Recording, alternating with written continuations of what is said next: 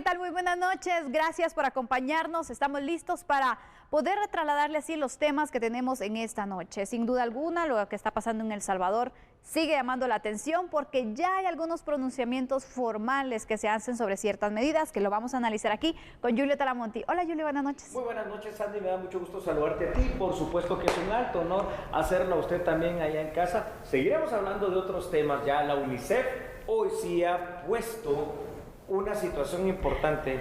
Así es, tenemos entonces ese llamado que se hace sobre ciertas medidas con temas de menores y adolescentes. Este es uno de los temas que estaremos abordando, pero también a nivel internacional vienen noticias. Tenemos el adelanto con Andrés Estrada. Andrés, hola, ¿qué Andrés está pasando en el mundo? ¿Cómo estás? ¿Qué tal? Gracias, Andrés. Sandy y Julio, un gusto estar con ustedes, con la audiencia. Bueno, Rusia expulsada de la Comisión de Derechos Humanos de las Naciones Unidas, mientras que en Ucrania, a los alrededores de la capital, están cada vez encontrando a más signos de la destrucción que han causado las tropas rusas. Así que de todo esto vamos a hablar en unos minutos acá, en La Medida. Bueno, ¿qué les parece entonces si comenzamos con el análisis, Julio? Vamos entonces y no perdamos más tiempo. Entonces, hagámoslo pues porque hay bastante de qué hablar. Y cuídense, porque se viene la Semana Santa y las variantes de Omicron ahí están presentes. Vamos con eso.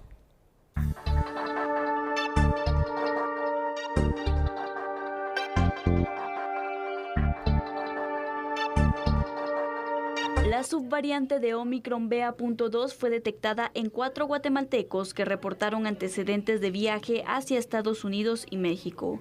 De estos, 3 fueron asintomáticos y 1 presentó síntomas leves. Autoridades del Laboratorio Nacional de Salud indicaron que la nueva subvariante es 30% más contagiosa.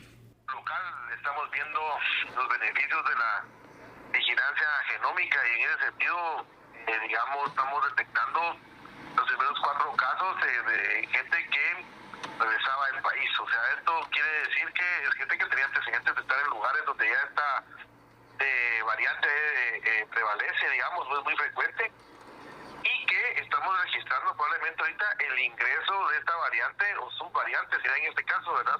Subvariante o sublinaje, como queramos llamarlo, el BA.2 al país.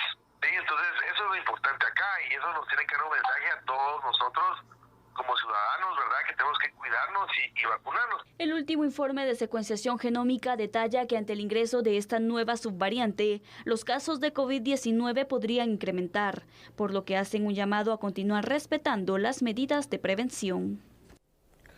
Bueno, a pesar de que San Vladimir Putin nos hizo olvidar al mundo por un tiempo el tema de lo que es el COVID-19, el COVID sigue allí. Pues veíamos en estos días recientes cómo en Guatemala se habían detectado, Sandy, más de 1000 y pico de casos. Y esto es una constante que sigue y uno se pregunta, ¿por qué tantos casos? ¿No? Si pareciera que el COVID ya no está presente. El COVID no se ha ido, ya le dije, vino para quedarse. Y con esta nueva subvariante de Omicron, que es la que estuvo ya y sigue presente en Europa y en varias partes de Estados Unidos, aquí vamos con un poco de retraso en ese sentido, es entre un 30 a un 50%, todavía más propensa a afectar, y eso quiere decir a infectar a las personas, que la misma Omicron, que ya es bastante, mucho más que cualquiera de las otras variantes del COVID-19. Aquí la verdad es de que no nos tenemos que relajar. No tenemos que pensar que, bueno, la subvariante solo ha llegado a otros países, en nuestro país no está pasando nada. Realmente siempre hemos tenido las variantes que van llegando después. Sí.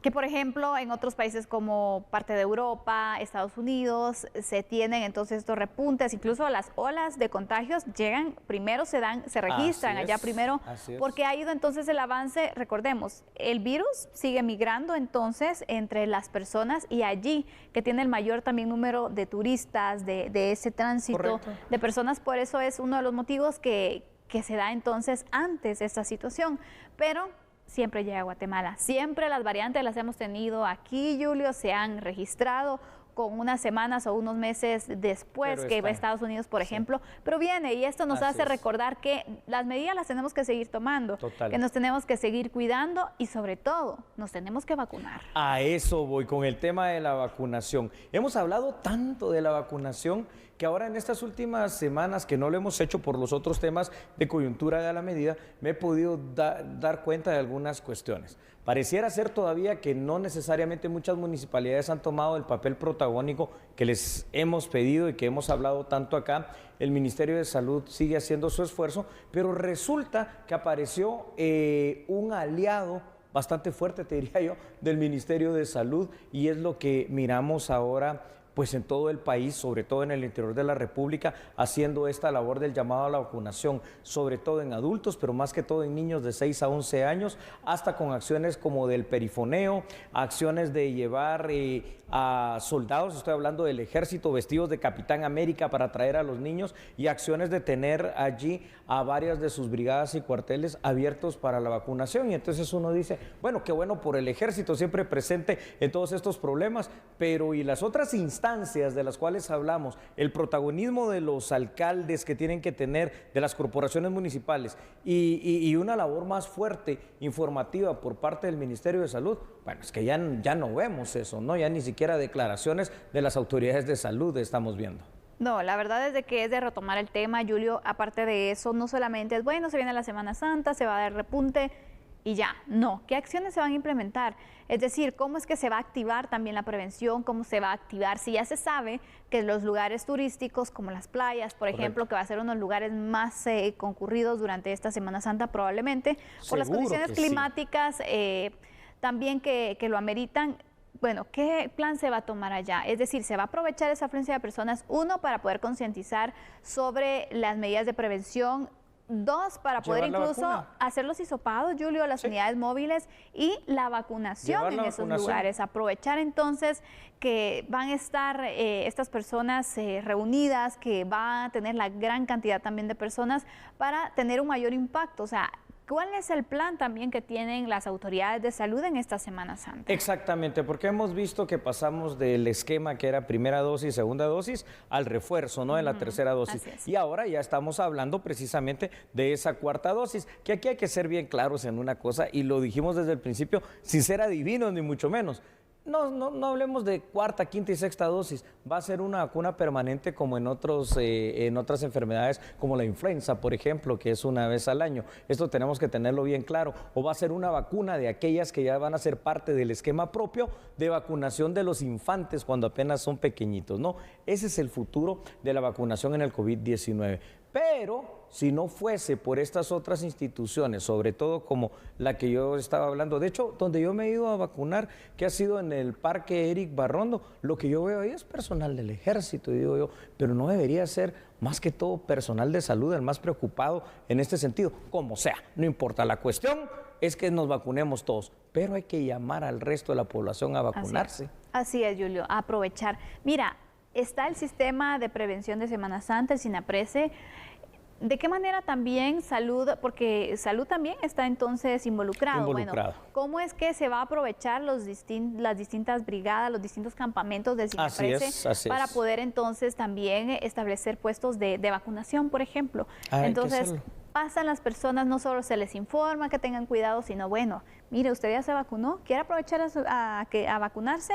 Y de esta forma también, pues, promover. Ya si las personas no quieren, ese es otro punto, ¿verdad? Porque no se puede obligar a nadie. Buses llenos, playa llenan, centros recreacionales llenos. Entonces ya estamos dando un poquito el tip de dónde tienen que estar ubicados estos centros de vacunación ambulante. Vamos, por favor, a nuestra producción pedirle los datos, porque BA.2, esta nueva variante de Omicron, ¿no? El pasado 22 de febrero, la Organización Mundial de la Salud reafirmó la subvariante BA.2, la cual debe seguir considerándose realmente una variante muy preocupante de Omicron, Sandy. También pues nos dicen que debe seguirse clasificando como una subvariante de la Omicron, no como una nueva. Recordemos que Omicron fue detectada por primera vez en noviembre del año pasado y desde ese momento se detectaron 3 variantes genéticas, ¿verdad? El genoma ha ido variando. La variante BA1 fue la más común en ese momento y se expandió, Sandy, a todo el mundo, pero A principios de este 2022, la BA2 empezó a dominar las infecciones. Y si nos vamos directamente con nuestra producción a los siguientes datos, veremos lo siguiente, ¿no? Los datos nos muestran que esta subvariante BA2 se transmite mucho más rápido que la BA1, que conocemos coloquialmente como Omicron. Actualmente la variante dominante en un gran número de países, desplazando a la variante BA1 que alguna vez fue dominante en Europa. En partes de Asia, como Shanghái en China, la llegada de esta nueva subvariante coincidió, Sandy, con un gran aumento de casos. Sin embargo, las vacunas continúan siendo la medida más efectiva contra esta subvariante. Los estudios no han encontrado diferencias entre las subvariantes de Omicron, pero en lo que yo sí veo la diferencia es en el avance por parte de la vacunación. Es decir, hasta vacunas se nos han vencido, no por otra cosa más que también porque las personas, los guatemaltecos, no han llegado a vacunarse y la oportunidad ha estado allí. Así es, ya no queda en las autoridades el hecho de que es que no hay vacunas. Recordemos que cuando estaba el tema de la vacunación, pues muchas personas se quejaban, ¿no? Que no ha venido la vacuna, que cuando nos vamos a vacunar, que porque el atraso. Bueno, ahí están las vacunas, Correcto. hay de sobra, la verdad, para que puedan animarse y puedan protegerse así. Y es que es un tema de bien común, Julio. Es un tema de responsabilidad ya personal, porque a las autoridades de salud, por ejemplo, no les va a pasar nada si usted no se vacuna, a usted le va a pasar. Es decir, las complicaciones en su salud se van a tener cuando se contagie el COVID-19 y que recordemos que la vacuna, si bien no es que va a evitar del todo que nos contagiemos, pero sí los efectos que se pueden tener cuando se da la enfermedad son menores. Se ha podido establecer también en diferentes estudios que se han presentado. Incluso hay personas vacunadas que les ha dado el COVID y han dicho, bueno, pasé una situación muy leve, como una gripe, o no han tenido mayores síntomas. Entonces también aquí vemos cuáles son los resultados y por qué es necesario vacunarse. Es necesario absolutamente avanzar con la vacunación. Agradecemos obviamente a todas aquellas personas que conscientemente lo han hecho. Agradecemos también a todas las instituciones que han estado involucradas en esto, ¿verdad? El Ministerio de Salud debe seguir haciendo sus mejores y mayores esfuerzos por informar. Y creemos y vemos con buenos ojos el hecho de lo que te decía. El ejército está llegando a las comunidades y hablan y están diciendo, están actuando en las radios comunitarias, que esta es otra acción que he visto en el ejército de Guatemala, hablando en el idioma de las personas, llamándolos a vacunarse, diciéndoles cuál es el beneficio de hacerlo. Papel que en su momento nosotros pensamos, creímos y clamamos iban a asumir las corporaciones municipales, que creo que muchas de ellas dejaron mucho que desear, dejaron a sus habitantes pues a lo que fuese con esto del COVID-19. Pero el COVID-19, por mucho que nos parezca, ahí está. Y en Semana Santa va a haber aglomeraciones en todas partes, en procesiones, en centros comerciales, en restaurantes, en playas, en ríos, en centros vacacionales, en los autobuses, en todos los lugares. Así que o se vacunan y nos cuidamos y seguimos las medidas, obviamente, de bioseguridad, o bueno, simple y sencillamente esta nueva variante de Omicron lo que va a hacer es contagiar a muchas personas más. Así es, ese es el llamado que se hace a la población en general para que también que disfruten de estos días, de estas vacaciones, pero que también tomen sus precauciones. Eso es muy importante, una Semana Santa segura que podamos tener en ese sentido, en el tema de salud que se pueda dar.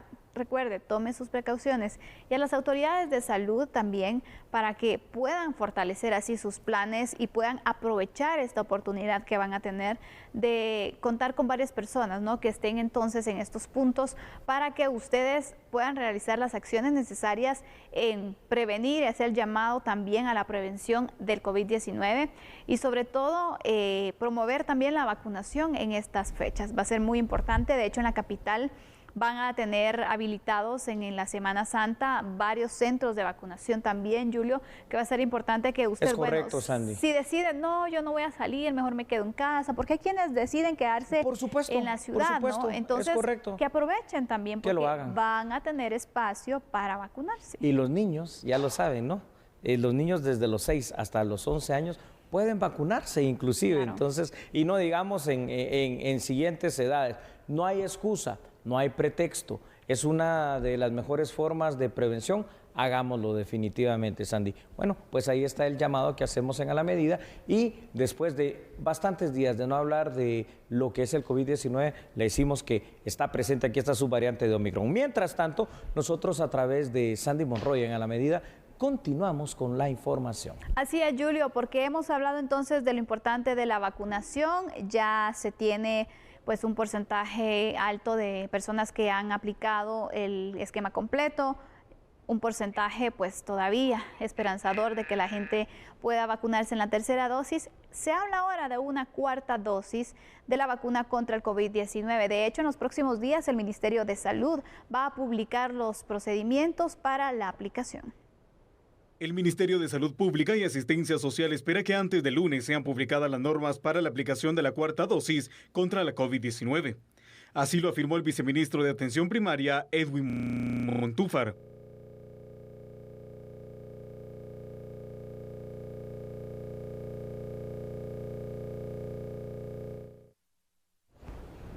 Bueno, recordemos que hay varios países que ya están empezando en la aplicación de la cuarta dosis.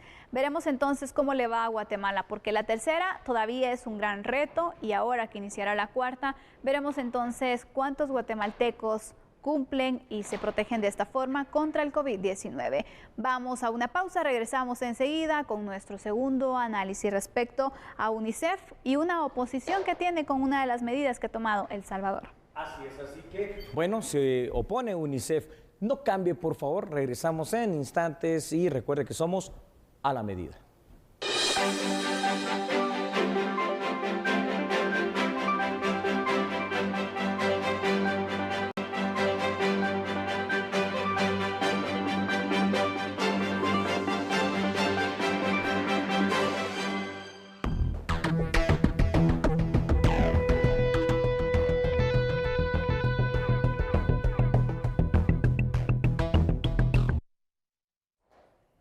Bueno, pues ahí está, ¿no? UNICEF. UNICEF no es cualquier cosa, porque UNICEF es una de las agencias, Sandy, de Naciones Unidas. Fundada ya en el lejano año de 1946, se ha pronunciado en contra de ciertas medidas que ha tomado el presidente Nayib Bukele. Vamos a ver eso, ¿no? Para que usted tenga el panorama completo. Así es, mientras tanto vamos a hablar también acerca de pandilleros y especialmente del tema del pandillero alias El Slash, que recordemos que estaba resguardado en la zona 5 capitalina, y pues él es un pandillero salvadoreño que está pasando con esta persona, estaba escondido y es acusado de matar a una persona, así que veremos entonces qué es lo que le depara a este pandillero salvadoreño ubicado en nuestro país. Desde la Policía Nacional Civil confirmaron que el marero salvadoreño Wilmar Wilfredo Muñoz Alfaro o Wilmar Wilfredo Muñoz Acosta, de 40 años, alias El Slash, quien se escondía en una vivienda de la zona 5 capitalina y que fue capturado el pasado martes 5 de abril, es buscado por la justicia de El Salvador por el delito de homicidio. Sin embargo, Policía Nacional Civil de Guatemala ha dado seguimiento a través de Interpol. Han establecido, juntamente con Policía Nacional Civil de El Salvador, que este peligroso pandillero tiene una orden de aprehensión vigente en su país. Él está sindicado del delito de homicidio. Es decir, que luego de cumplir acá con la pena que se ha impuesta por los honorables juzgadores en un centro de detención, esta persona será trasladada por Policía Nacional Civil hacia la frontera del vecino país y entregada a las autoridades salvadoreñas para que cumpla con la justicia de ese país en cuanto a la orden de aprehensión que tiene vigente, licenciado Marco. Fuerzas de seguridad de El Salvador aseguran que este peligroso marero es investigado por lo menos de 7 ataques armados.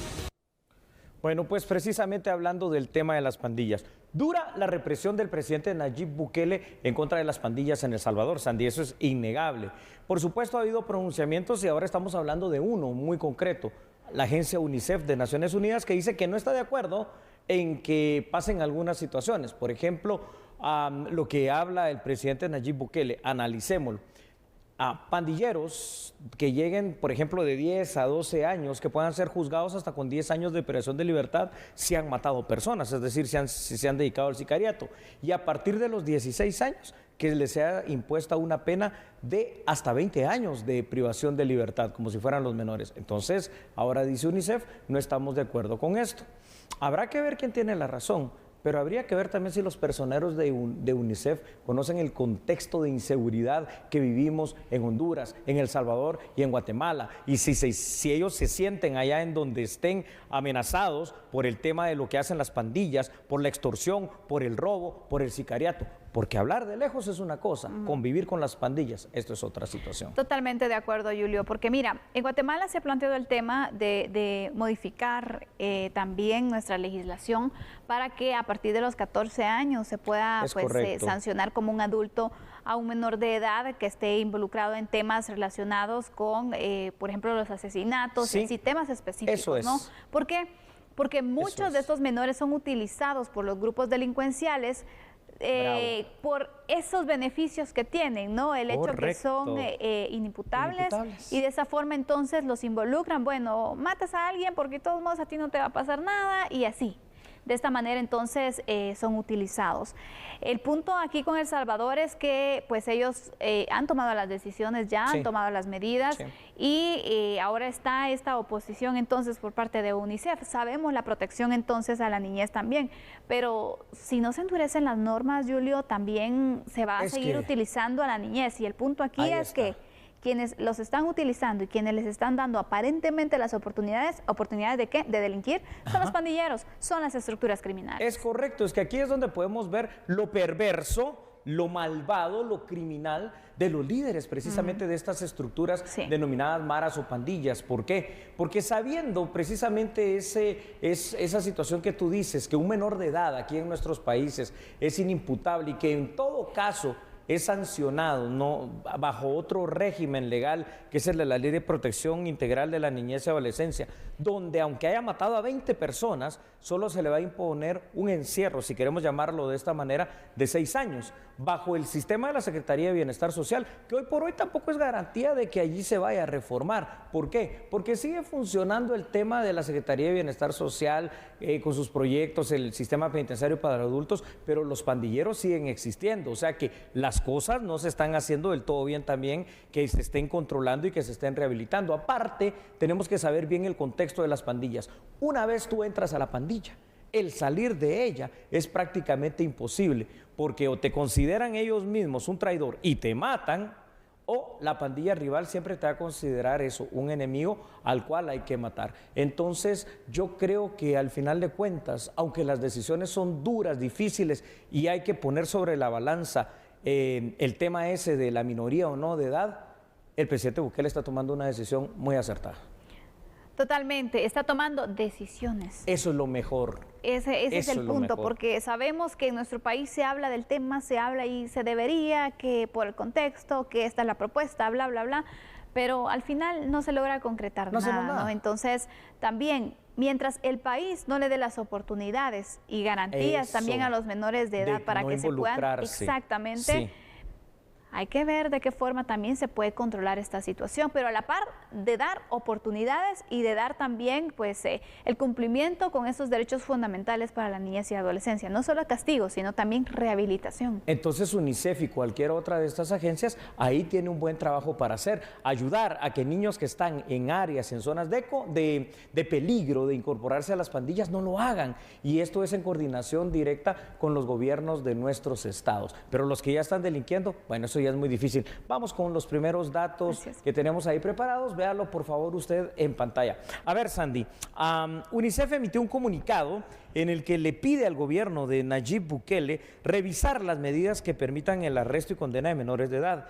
¿Qué es lo que afirmó UNICEF? Dice, la violencia de pandillas es inaceptable. Bueno, menos mal, no podían decir otra cosa. Daña significativamente a las comunidades y pone a muchos niños, niñas y adolescentes en riesgo de vincularse al mundo del crimen. Sin embargo, encarcelar a los niños, niñas y adolescentes no es la solución. Ahora yo le digo a UNICEF una cosa antes de los otros datos. Está bien, entiendo que por edad son niños, niñas, adolescentes, como le querramos llamar, pero son sicarios y son gente que está matando a las personas allá afuera. Ojo con eso, UNICEF. Vamos con los otros datos, por favor. UNICEF también señaló en el comunicado que en este momento decisivo instamos encarecidamente al gobierno de El Salvador a que revise los cambios en la ley penal juvenil. Los derechos de los niñas y adolescentes se aplican en todo momento, incluso en los estados de excepción. Y le digo yo a UNICEF, antes de darte la palabra, repito, no es lo mismo ver de lejos el fenómeno criminal de las pandillas a vivir con él. Vivimos literalmente con miedo, con pánico, histeria colectiva, con psicosis, y vivimos como en una moneda al aire o en una ruleta rusa. No sabemos quién puede morir hoy, mañana o pasado mañana en función del actuar de las pandillas en nuestros países. Ese es el punto, Julio. La verdad es de que esto puede generar muchas opiniones.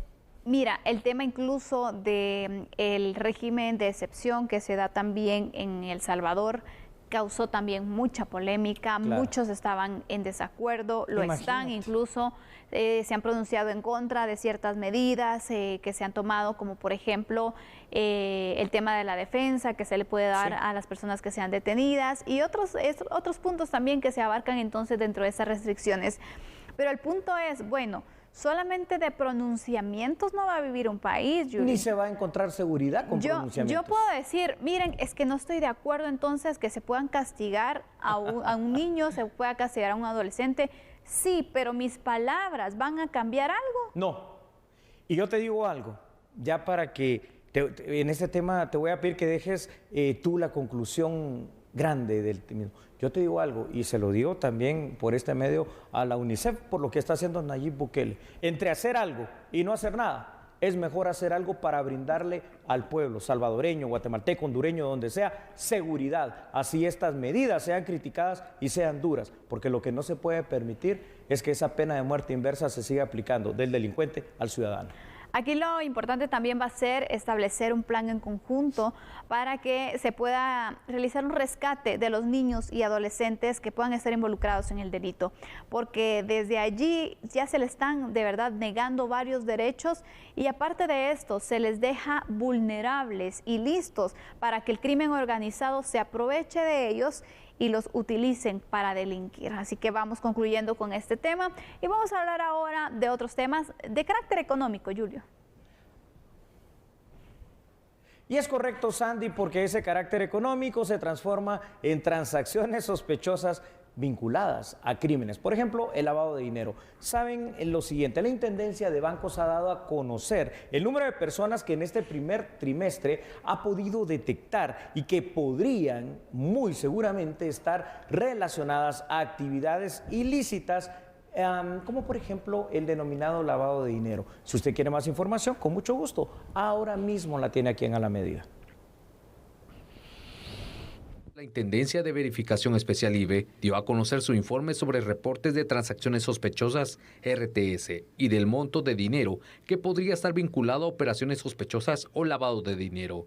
En el primer trimestre se detectaron 1.268 RTS en el movimiento irregular de 331.5 millones de quetzales, que podría estar relacionado al lavado de dinero y otro tipo de actividades ilícitas como extorsión, trata de personas, narcotráfico, corrupción, entre otro tipo de delitos. Por esta razón se interpusieron ante el Ministerio Público 67 denuncias por la presunta participación de 577 personas. Sin embargo, en 2021 fueron 5.473 y el monto reportado en dicho año fue de 6.134.7 millones de quetzales. La información obtenida por la IVE proviene de entidades como bancos, casas de empeño, financieras, aseguradoras, inmobiliarias, joyerías y otras entidades obligadas a reportar operaciones financieras irregulares por parte de sus usuarios.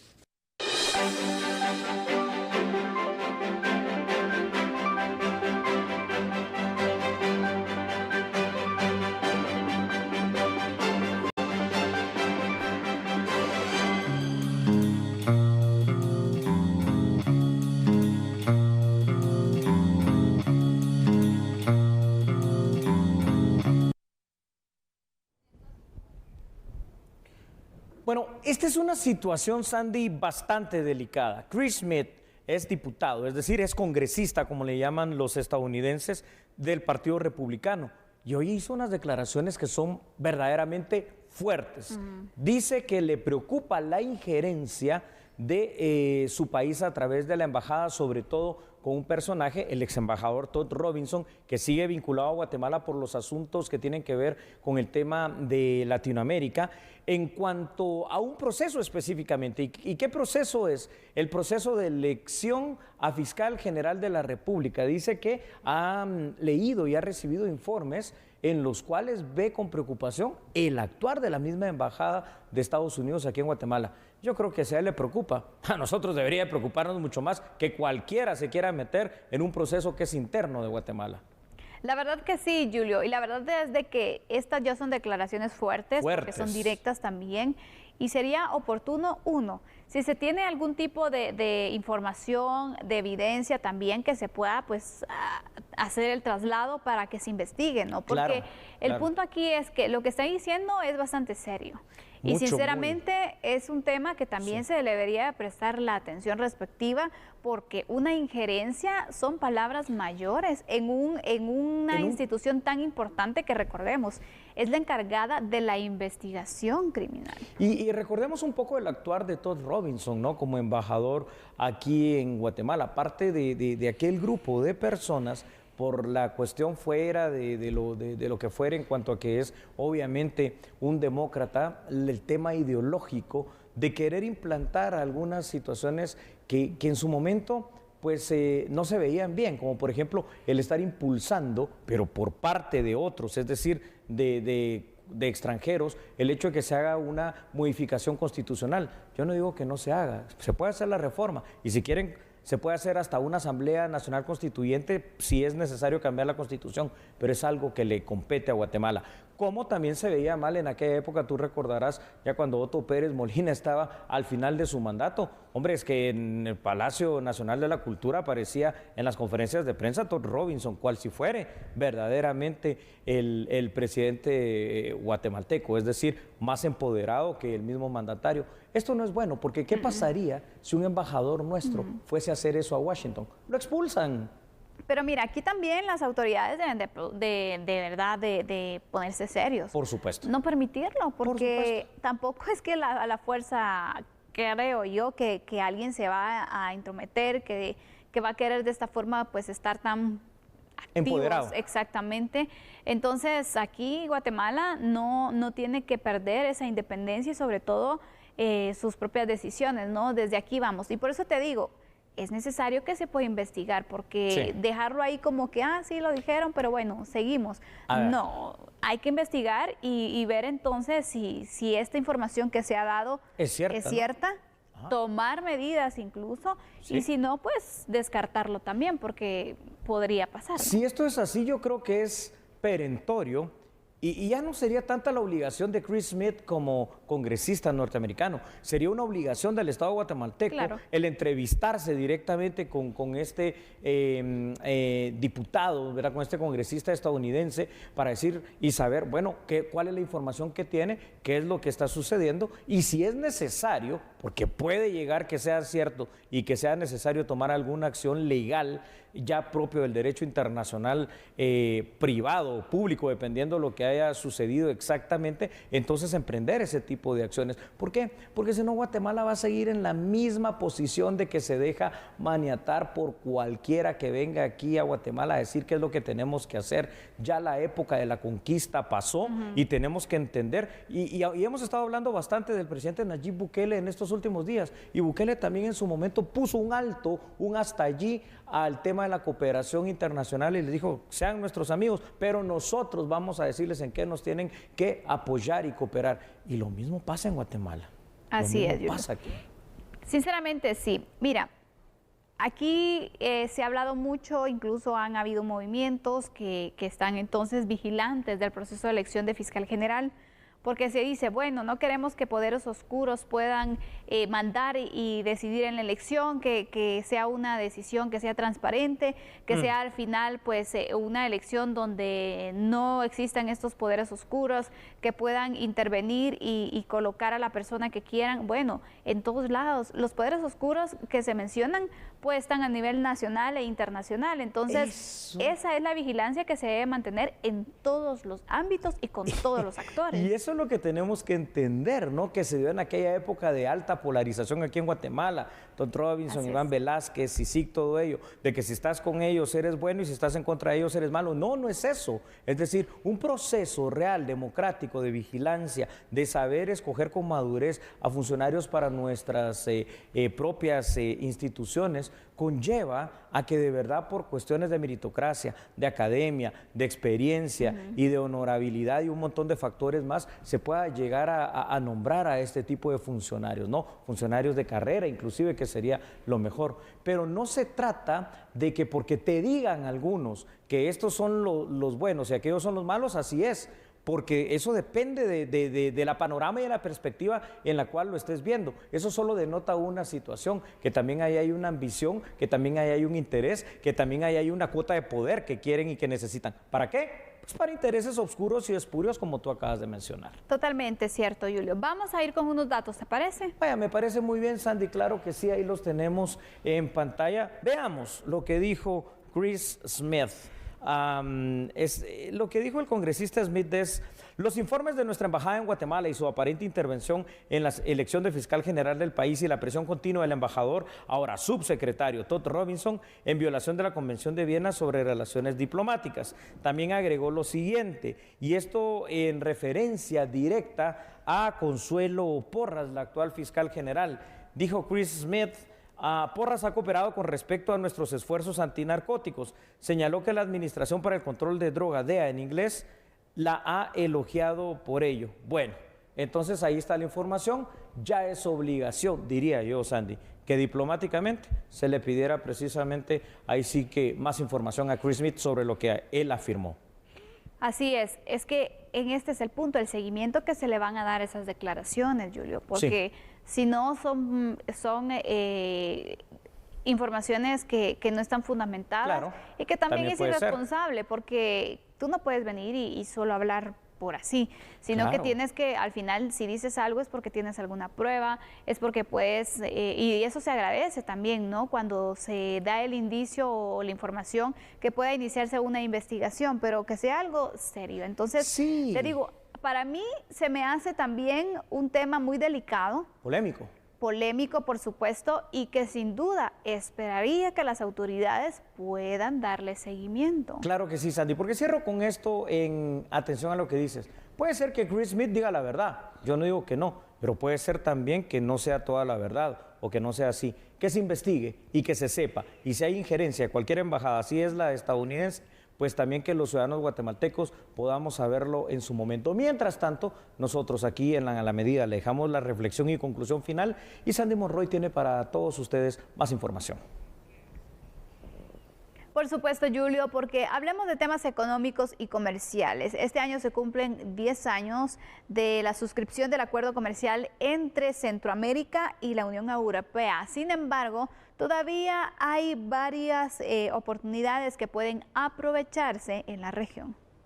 Se constata un incremento relevante del comercio bilateral entre Centroamérica y la Unión Europea, y muy especialmente con España. Entre 2012 y 2021, nuestras exportaciones a Centroamérica crecieron un 37%, mientras que nuestras importaciones crecieron un 50%. Un elemento relevante en cuanto a ese mayor dinamismo de nuestras importaciones frente a nuestras exportaciones es la fragmentación todavía existente dentro de Centroamérica, a pesar de movimientos que se vienen realizando favoreciendo la integración de la región, como es la unión aduanera entre Guatemala y Honduras, a la que está en proceso de incorporación El Salvador.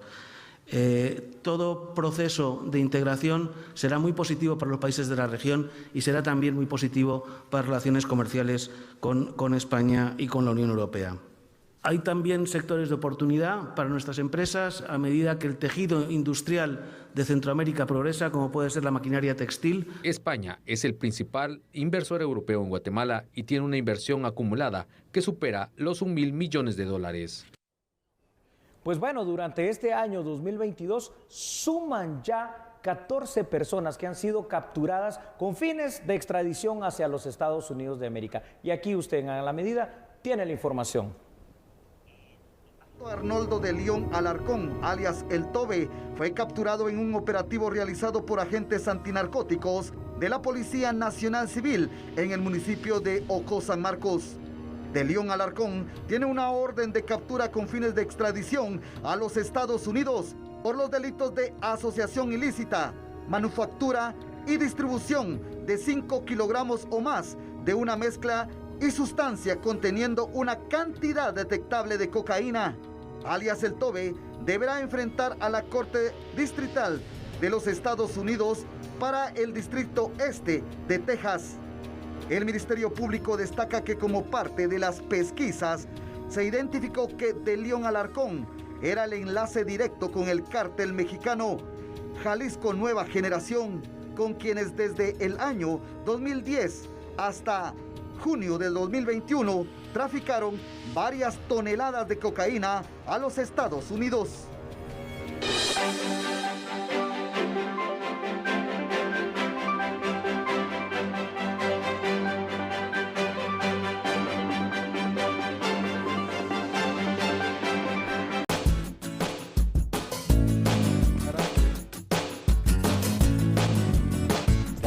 De hoy, 7 de abril de 2022, este es el tipo de cambio del dólar estadounidense según el sitio Infodólar y el Banco de Guatemala.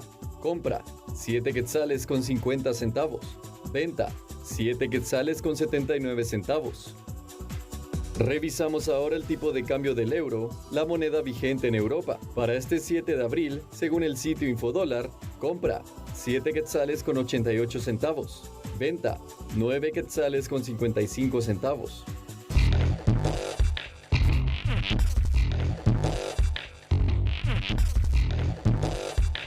Momento de las noticias internacionales. Acá en A la Medida hablamos sobre la invasión de Rusia a Ucrania. Según el Pentágono, las tropas rusas, Vladimir Putin, el presidente ruso, se está rindiendo de tomar la capital Kiev porque las tropas rusas están dejando ese sector. Así que vamos a ver qué es lo que ha pasado. Las tropas rusas dejaron atrás edificios destruidos, calles llenas de escombros y residentes que necesitaban alimentos al norte de Ucrania. Funcionarios ucranianos dijeron haber encontrado cientos de cuerpos de civiles, muchos tirados en la calle, en los pueblos alrededor de Kiev, la capital. Varios líderes ucranianos y occidentales atribuyen las masacres a soldados rusos. La invasión rusa ya cumplió 6 semanas. No logró tomar la capital de Ucrania rápidamente. Tampoco logró derrocar al gobierno ucraniano, uno de los objetivos rusos, según los países de Occidente. A raíz del fracaso y las pérdidas, Rusia cambió su enfoque a la región del Donbass. El secretario de Defensa estadounidense, Lloyd Austin, cree que el presidente ruso, Vladimir Putin, ha renunciado a conquistar Kiev. Durante una audiencia en el Congreso, el jefe del Pentágono afirmó: Putin pensó que podría tomar rápidamente el país de Ucrania, capturar rápidamente esta capital. Se equivocó. Mientras tanto, el ministro de Relaciones Exteriores de Ucrania volvió a pedir, según sus palabras, armas, armas y armas de la OTAN. Occidente ha accedido a entregar más armas tras conocerse de las atrocidades presuntamente cometidas por las tropas rusas. Una de las preguntas bipartidista por su esfuerzo en diversificar la corte. Jackson, una jueza de apelaciones de 51 años, con 9 años de experiencia en un tribunal federal, fue confirmada con una votación de 53 votos a favor y 47 votos en contra. Una votación prácticamente en bloque partidista, aunque con el voto a favor de 3 republicanos. La vicepresidenta Kamala Harris, también la primera mujer afrodescendiente en alcanzar ese cargo, presidió la sesión. Jackson ocupará su puesto cuando el juez Stephen Breyer se jubile, consolidando el ala liberal de la Corte con 3 jueces. La Corte seguirá dominada por conservadores, 6 de ellos. La nueva jueza estaba con Biden en la Casa Blanca viendo la transmisión de votación y se abrazaron al saber el resultado. All right. Okay.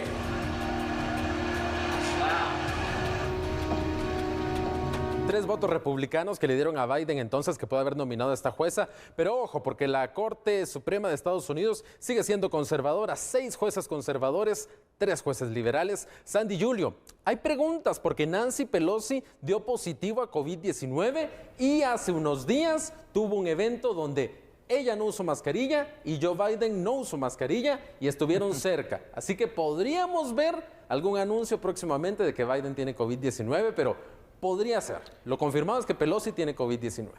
Es muy probable y puede suceder. Y Andrés y Sandy, me sorprende y me inquieta. Es una decisión dura la que tomó el Consejo de Seguridad de Naciones Unidas. Expulsar a Rusia. Eso no es cualquier cosa. No es cualquier cosa. Siguen entonces las sanciones y las medidas en contra de Rusia. Sin duda le llueve sobre